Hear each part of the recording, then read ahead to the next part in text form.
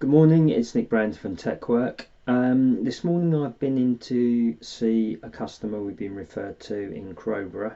Um, they have been stitched up basically. They've got a 3 or 4 user phone system that they've been signed up on a 7-year lease for.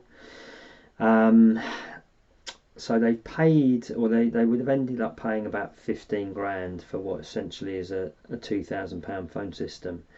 And on top of that, they're paying over £500 a year for maintenance. They're also paying for SIP, trunks, line rental, and also broadband.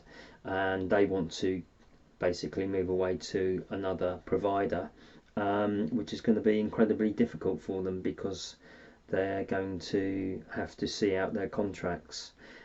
So I don't know what to say really. They did say that they may be changing their number, in which case we can probably sort them out a new phone system, which is a proper hosted phone system.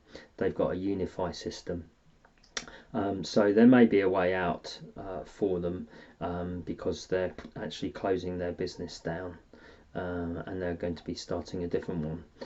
So the moral of the story is, if you're a customer that's thinking of getting a phone system provider or deal from somebody, don't sign up for a 7-year contract on anything. I wouldn't lease equipment these days on a 7-year lease.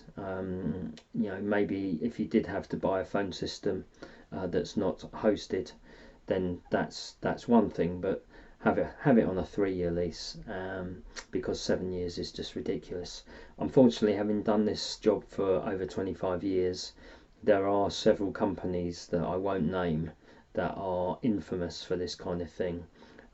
They tend to sign people up on these 7-year deals, and the customers are basically paying well over the odds for their solution. So if you're in any doubt, if you signed a 7-year agreement, if you think you're paying too much for your telephony, please give me a call on 01892 578 666, or help me at techwork.co.uk, and I'll see what I can do for you.